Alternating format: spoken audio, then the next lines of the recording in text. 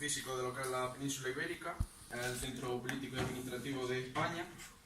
Cuenta con una población de 3.200.000 habitantes más o menos y una área metropolitana de 6,5 millones, siendo la tercera de Europa, detrás de París y Londres. Cuenta con una población con una densidad de población de 5.200 habitantes por kilómetro cuadrado, y el plan de ensanche, que es concretamente lo que voy a hablar yo, se realizó a mediados del siglo XIX y tiene el nombre de Plan Castro en honor a Carlos María de Castro, que es el urbanista fundador y promotor del mismo proyecto. Con este plan de ensanche lo que se pretendía era acomodar toda la creciente población que estaba llegando a la ciudad, separada por barrios en clases sociales, es decir, todo lo contrario a lo que me explicó Marisa en lo que estaba ocurriendo en Barcelona. Aquí en este mapa que os he puesto tenemos lo que era el casco antiguo, la antigua ciudad de Madrid, lo que se conocía como la villa, y todo lo que está así en color rojillo, naranja, es todo el ensanche del proyecto que propuso Carlos María de Castro. Carlos María de Castro nació en Sevilla el 24 de septiembre de 1810 y falleció en Madrid el 2 de noviembre de 1893.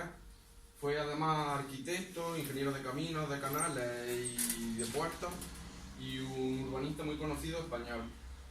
Recibió el título de arquitecto por la Real Academia de Bellas Artes de San Fernando en el 1830, y en el 1835 comenzó a trabajar como director de caminos para el Ministerio de Fomento.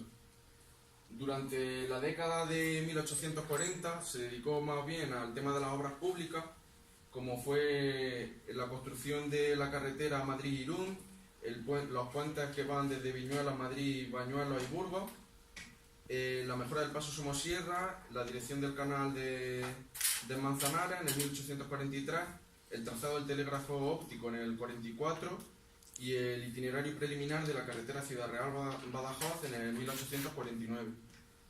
Ya en la década de 1850 se dedicó a la construcción de la línea de ferrocarril de Madrid-Aranjuez y a la construcción de las obras públicas del canal de Isabel II, que abastecía a la ciudad de Madrid de agua. Como sabemos, el mayor proyecto en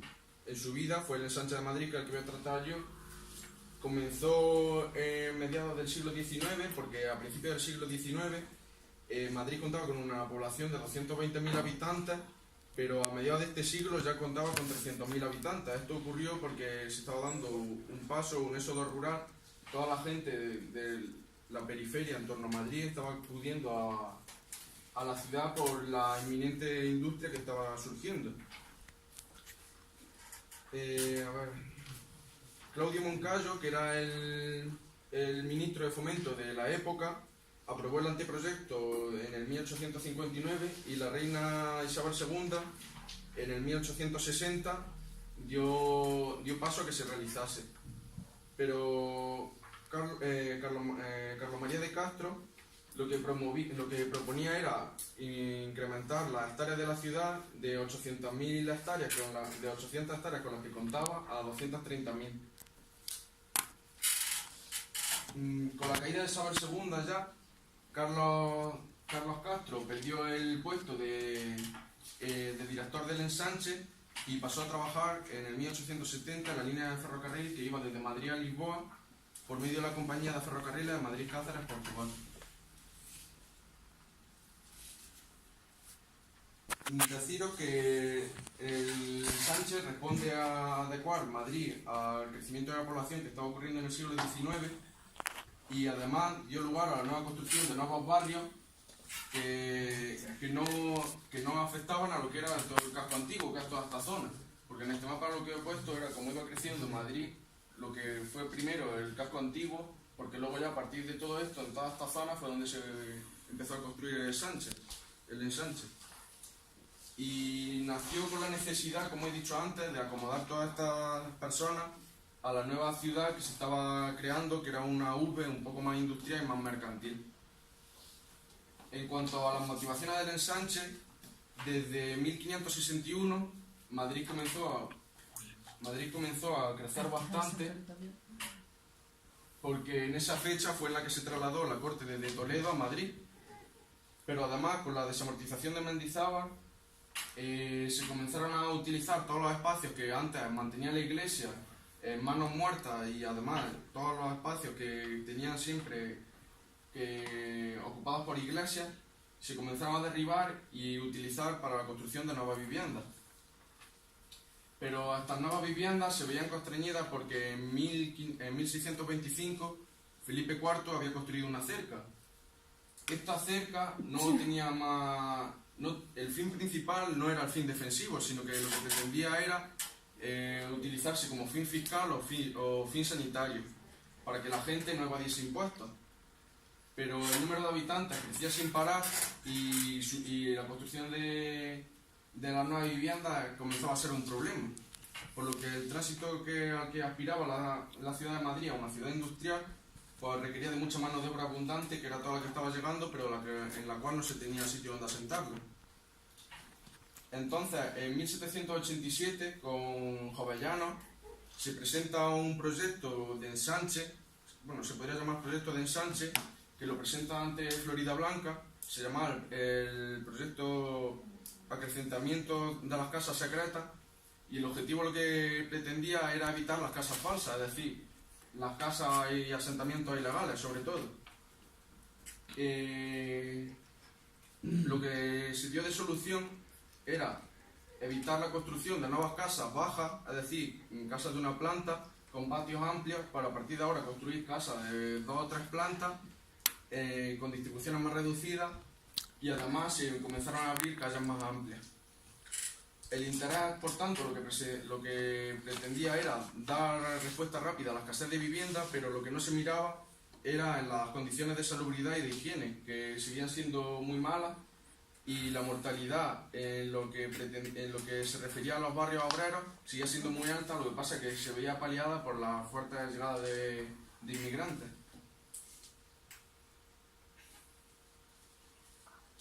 Bueno, aquí os he puesto un gráfico de lo que... porque en el mapa anterior se veía lo que había crecido la ciudad de Madrid en torno al siglo XVII, creo que era, y en este gráfico se puede ver todo lo que crece la ciudad de Madrid en 2 siglos, en los próximos 2 siglos. Lo que pasa es que las cifras aquí salen más bien como comunidad, porque si os fijáis salen 6,5 millones, y lo que es en sí la ciudad de Madrid cuenta con 3,200,000. En cuanto al Plan Castro, aquí os he puesto un mapa del proyecto, lo que fue, todo el casco antiguo y los 3 focos en los que se iba a centrar el ensanche norte, el ensanche este y el ensanche sur. Y tenía un ideal básico. El principal ideal era trasladar el centro urbano desde la Puerta del Sol a la Plaza Cibeles para despejar la ciudad de Madrid. El segundo ideal era la construcción de manzanas regulares, que pretendía crear una retícula ortogonal con calles paralelas y transversales, y permitiría establecer grandes edificios y espacios abiertos, además de edificios públicos y de asistencia, como pueden ser hospitales, cuarteles, mataderos, parques. También lo que se pretendía, bueno, lo que se hizo fue construir las manzanas con los vértices achaplanados. Esto lo que pretendía era una mayor movilidad para los carruajes y una mayor visibilidad, y se propuso la construcción en estas grandes manzanas se creasen patios interiores para mejorar la ventilación y la iluminación. Pero en esta época los promotores lo que pretendían era aprovechar máximo el espacio, y no se respetó mucho esta idea. También con Carlos María de Castro lo que propuso fue la construcción de 3 tipos de calles. Serían las avenidas principales, que contarían con 30 metros de ancho, las secundarias con 20 metros y las calles estrechas con 15 metros. Además propuso la creación de plazas y zonas libres, porque para él era muy importante, y con el fin sobre todo de renovar el aire y las condiciones higiénicas y sanitarias de la ciudad. Se delimitó el ensanche también con un foso de segregación estilo a la existente muralla de Felipe IV que os he dicho antes, pero este foso de segregación pronto se vio que no tenía futuro, y ese espacio se cubrió y se aprovechó para la construcción de nuevas calles y nuevas avenidas para seguir ensanchando la ciudad. Y por último, y más importante sin duda, es que la zonificación residencial de este nuevo ensanche se hizo en base a criterios sociales y económicos. En este mapa no se ve muy bien, pero lo he puesto, y estaría en la parte norte, en lo que viene siendo la Castellana. Aquí se asentarían las clases altas, en toda esta zona. Luego, en el barrio de Salamanca y Chamberí, que el barrio de Salamanca es esta zona, y Chamberí esta, se asentarían las clases medias, la zona que acogería a todas las obreras. Y luego, a partir de la calle de Alcalá, que es toda esta avenida, toda esta parte hacia abajo y del Retiro, se asentaría el resto de personas menos pudientes y se colocaría además zonas industriales y de abastecimiento. Bueno, y por último, toda la zona sur se puso de zona industrial aquí y zona agropecuaria.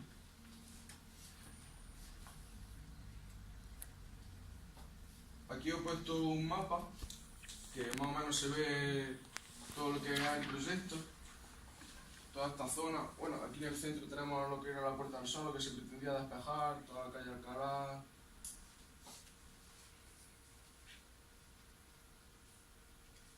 En cuanto al desarrollo, deciros que el ensanche tenía una extraordinaria importancia para lo que era el crecimiento de Madrid y fue de igual de importancia como el Plan Cerdá para Barcelona o el del Barón Haussmann para París. Lo que se debatía entonces en esta época era si extender la ciudad fuera de la cerca y de la muralla ya existente o renovar el interior. ¿Qué pasó? Que sin duda por lo que se dieron cuenta que era mucho más fácil extender la ciudad que renovar el interior. Entonces el ensanche de Madrid se inició en el 1846 por decisión del ministro Pidal a través de la constitución de una sociedad anónima. Pero en el 1846 Juan Merlo presentó un nuevo proyecto y fue rechazado, por lo que el ensanche de Carlos María de Castro se dividía en grandes barrios y se iría haciendo poco a poco. El plan proponía un aumento de 2 millones de hectáreas en el norte y el noreste de la ciudad en un primer momento, y en el 1860 se aprueba finalmente el Plan Castro, como he dicho antes, por la decisión de la reina Isabel II, y toma como punto de partida la Puerta del Sol. Se orienta sobre todo, en un principio, en lo que viene siendo toda la parte norte de la ciudad, toda esta zona, se orienta y queda limitada por un perímetro de lo que se conoce actualmente como las rondas en toda esta zona, aquí en la parte de arriba. Por lo que a partir de ahí ya no se comenzó a expandir más. Castro ensancharía Madrid con una concepción ordenada y racional, estableciendo 3 zonas de expansión, como se veía antes en el mapa, la zona norte, este y sur, y el elemento principal era la casa de vivienda, a lo que se pretendía poner fin. Debemos saber que en el 1842 se promulgó la ley de inquilinato, y esta ley de inquilinato lo que favorecía era a los propietarios a poner el precio de los arrendamientos al precio que ellos quisiesen. Esto fue un grave problema para Castro, porque aprovecharían estos propietarios para cobrar precios por las viviendas descomunales, y entonces las nuevas personas que estaban llegando a la ciudad, sobre todo los que no tenían trabajo, no se podían permitir hacerse con una vivienda. Pero además el Plan Castro se encontró con otros problemas, además de la propiedad de los terrenos, junto con una normativa urbanística que era muy restrictiva, y entonces resultó más ventajoso construir a partir de lo que era la antigua ciudad, en la zona exterior. Y como sabemos además, Madrid era el centro de poder político y administrativo y estaba asistiendo a un proceso de industrialización, y entonces formó un cinturón industrial que en un primer momento no era muy fuerte y hacía que no se produjese un crecimiento muy notable. El desarrollo urbano de Madrid además tenía una particularidad, y es que conocemos como la ciudad del siglo XIX, pero no se llega a consolidar este plan hasta el transcurso del siglo XX. También debemos saber que, a pesar de la necesidad de generar nueva vivienda y de que el proceso de ensanche se pusiese en marcha y fuese muy lento, puesto que se prolongó en torno a unos 70 años, los intereses especulativos y la anarquía alargaron todo el periodo. Y en el 1864, Cánovas del Castillo suprimía por un real decreto un tercio de los espacios verdes que había reflejado Castro en su proyecto, pero en el 1892, con las ordenanzas municipales que se habían citado, pues se volvieron a aprobar y se fijaron que la altura máxima que tendría el edificio serían 20 metros, es decir, unas 5 plantas más áticos se les permitía, y que las calles volverían a ser de 20 metros de ancho. El proyecto de ensanche en el 1875 se centró sobre todo en la parte norte, y de ahí debemos destacar el barrio de Chamberí, porque ahora después me centraré en los dos barrios principales, Chamberí y Salamanca, del proyecto, que fueron esos dos. Y se centró en esa zona cuyo desarrollo ya había sido previo al plan, es decir, que a ese barrio ya existía desde antes del plan, lo que pasa es que no tenía un urbanismo bien conformado. Bueno, en cuanto al barrio de Chamberí, como he dicho, ya existía antes del plan Castro y se extiende sobre toda la zona norte de la ciudad, sobre todo en el casco antiguo, en la parte norte. Tiene un crecimiento natural y ya una zona vieja, y se trataba de un arrabal compuesto por jornaleros y inmigrantes que no podían permitirse vivir en la zona más acomodada. Se conforma también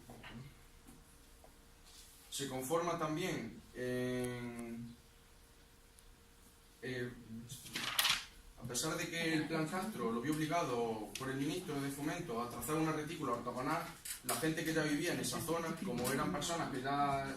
estaban viviendo allí desde antes de la propuesta del plan Castro y tenían una idea muy arraigada, pues se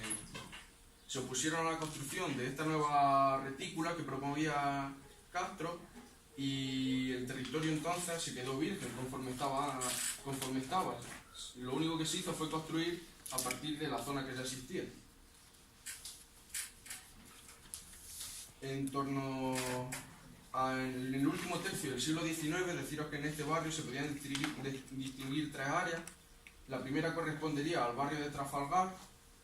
que serían las casas más antiguas del arrabal, junto al barrio del Marro Occidental y de Arapiles, que sería toda esta zona. Luego, una segunda zona sería en el norte y en el oeste, toda esta zona de aquí y toda la zona nueva de la parte de ahí arriba, que estaría ocupada por abundantes personas que ya comenzaban a tener un puesto de trabajo y podían permitirse nuevas viviendas. Y por último estaría la tercera y última zona, que sería la zona señorial, que quedaría lo que es el Paseo de la Castellana, toda esta zona de aquí abajo, que es donde vivían todas las personas con más poder adquisitivo. En cuanto al barrio de Salamanca, deciros que debe su nombre al malagueño José de Salamanca, que era el marqués de Salamanca por la época. En la actualidad se ha convertido en uno de los centros más importantes comerciales de la ciudad y es uno de los barrios más caros y con más poder adquisitivo de Europa, donde se puede comprar en muchos sitios de lujo. Tiene una población actualmente de 147.000 habitantes, según el INE del 2018, y se encuentra al nordeste del casco histórico de la antigua ciudad, siendo la zona más antigua y construida a principios del plan Castro. Es decir, este barrio sí es verdad que se comenzó con el plan Castro. En la Plaza de la Independencia del barrio de Salamanca se encontraba antiguamente la antigua Plaza de Toros, pero en el 1749 se derribó y se trasladó a la Fuente del Berro, en la carretera de Aragón. Ya en el 1934 se construyó lo que actualmente es la Plaza de las Ventas, que la tenemos aquí, y se derribó la antigua, que estaba junto al Puente de las Ventas. En lo que se refiere más allá del ensanche,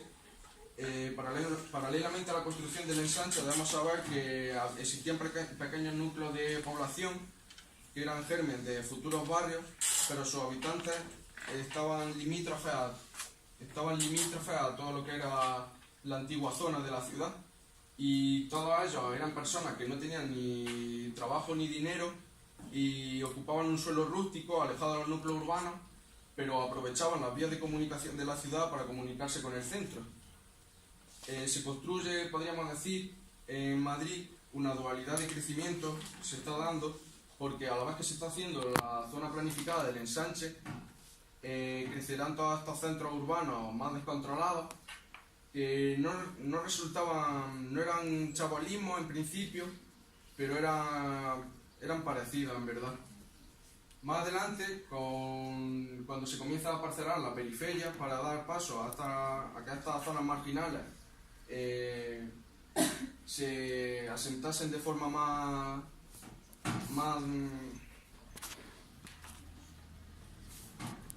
controlada,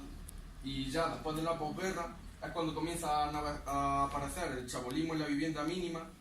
que además de algunos polígonos de promoción pública, aunque estos fueron pocos, y algunos otros polígonos de promoción privada que dotaron de vivienda a Madrid en torno a los años 50 y 70. Y por lo que respecta a estas periferias, su desarrollo, aunque era de evolución continua, puede decirse que culminó en el 1915, en el momento a partir del cual se inició un paulatino proceso de urbanización para poder controlar toda esta población y dotar a esta barriada de mejores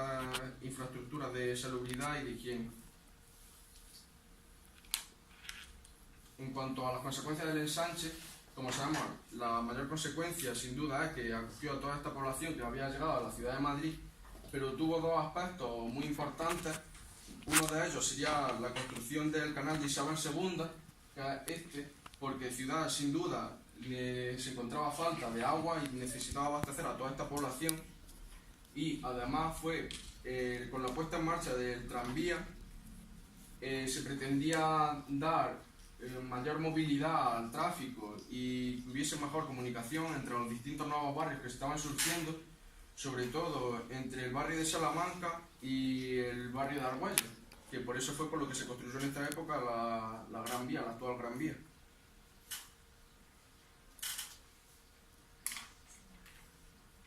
Como principal alternativa al ensanche de Madrid en la época, vino de Ángel Fernández de los Ríos, y este hombre lo que propuso es que en vez de construir el nuevo ensanche, se creasen nuevos centros y plazas en torno a la periferia de Madrid, y a partir de ahí comenzar a expandirse. Esta propuesta, lo que pasa es que no fraguó, porque la gente lo que sin duda lo que pedía era un mayor número de viviendas y no crear nuevos centros administrativos en torno alrededor de la antigua ciudad. Pero sin duda este proyecto también, aunque no contase con el apoyo que tuvo el Plan Castro, no dejaba de lado tampoco lo que era la importancia de la comunicación entre las distintas plazas que él proponía, pero como vemos pues no contó con el apoyo.